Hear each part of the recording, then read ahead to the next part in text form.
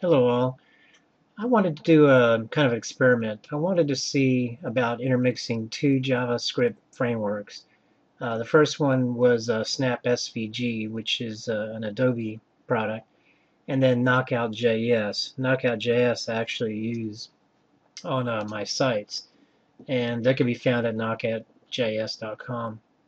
SnapSVG can be found snapsvg.io. And like I said, it's an Adobe product and creating SVG type objects. And this demo I created, I just wanted to see if I could intermix Snap SVG and actually changing this circle by a value bounded by Knockout.js. And what I mean by a binding is right now I've got a 200 here. If I just make it a 50, you'll notice the circle actually decreases. If I put a 0 and make it 500, you'll see easily that the circle does grow to that number and is still draggable. Let me cut it down to 50. So let's go over the code and see how this was mixed together and how I figured it out. Now, one thing I will say that I'm familiar with Knockout.js, and I do enjoy using that framework. Snap SVG is new to me, so I had to kind of look at the documentation. Documentation, I guess, is fairly new, and it's sometimes kind of hard to figure out what you really wanted. So let's go and see how I did this demo. And like I said, I did pull some of the examples from their site, including how to do a path and the pattern, as you can see here. But the main idea is how they're both connected to each other. I'm using Visual Studio. You can use Dreamweaver, any notepad for any HTML. It's just writing JavaScript. And you can see right here, I actually went ahead and brought in both SnapSVG and Knockout.js. Just go to their sites and download it. It's not that hard. And then I started the script tag. Right here, you'll notice that I've got the X and Y, when I declared those, and the radius 20. And then on this section right here is where I create some variables for the Snap SVG. You'll notice right here this instance basically creates the snap function and ties it to an S variable. And then this right here creates a path. And this is something I just found out on their documentation. And for further information, you can look at how to create a path using SVG. It'll go right into that. And then from right here, I make the P into a pattern. And right over here, I create the circle. That's that blue circle that I was dragging around, increasing and decreasing. To create a circle in Snap SVG, it was actually pretty simple. It's create your variable, I've called it big circle, and equals to S. Of course, S is equal to the snap function. Circle and give it an X, Y, and then a radii, what do you want to call it, radius. And then right here, I actually denote 2 as the radii, radius. And then on the next line, this is real simple to do. You just attach the drag function, and then that actually just makes the circle drag using the mouse pointer. It's really neat.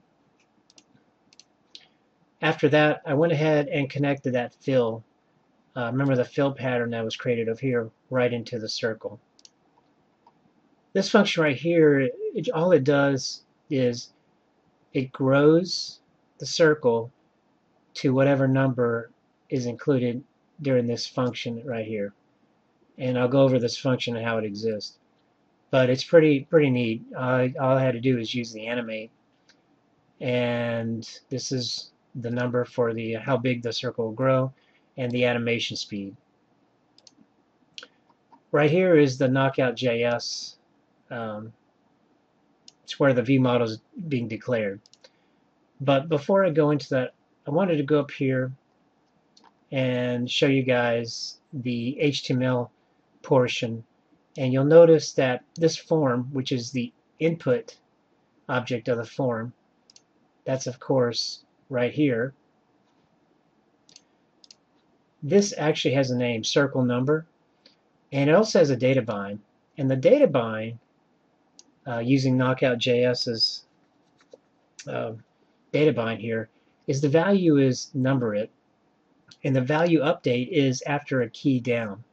After a key down is when the key on your keyboard is pressed, and it will actually change to the number corresponding into the form. So if I put in another 0, you'll notice that it really changes. But now we'll go ahead and I'll finish the explanation on the code on the demo. So as you see right here, the grow circle function just animates the circle to grow or decrease, no matter what corresponding to the number that's in here. So there's a 5, there's a 52, and as you can see, it's still draggable. And then right here, like I mentioned before, this is where the KnockoutJS portion starts its magic. Here where you declare your view model. Of course, it's their function. And the observable is actually number it. Now, if you remember, let me give some space over here. Number it is the value that's being put into this input field. So number it right here. Let's see if I can decrease. Number it right here is an observer for Knockout. So every time that number changes, Knockout knows about it. You'll notice on the second line, line 58, this .numberit.subscribe went ahead and subscribed this function grow circle to number it. So whenever number it changes, it's going to call that grow circle function. Well, when you get that number, how do you pass that number to SnapSVG? Well, to do that, what I found out is, of course, normally you would just put ko knockout.apply bindings and then view model in this area right here.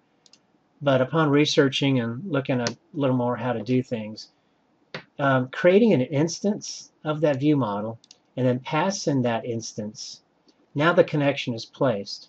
So now with this subscribe grow circle, you can actually call userit, which is now an instance, and its functions and its properties. So now userit.numberit, which is the name, the value that's been given in this input form, is now sent to SnapSVG. So every time that number changes, this function gets called, the function grow circle, and it actually pulls that number, userit.numberit, the method, right into its function.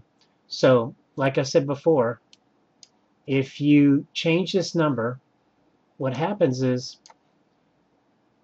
Knockout observes the change, calls this function, grow circle executes, grow circle actually pulls in userit.numberit, which was the value to begin with that was changed. And then you come up with a nice little demonstration. There's 5, there's 50, let's do 120. And all while it's still draggable. Pretty neat demo, and I thought I'd like to share it with you guys. Like I mentioned before, this is Knockout, and this is SnapSVG. Not real too familiar with SnapSVG. It seems like it's a pretty neat SVG JavaScript framework. And of course, Knockout is one of my favorites. I really enjoyed programming with that. So I hope you guys enjoy it, and I'll post the code if needed. So you guys can play with it, and hopefully you guys can get some inspiration on how these two frameworks deal. Thanks a lot.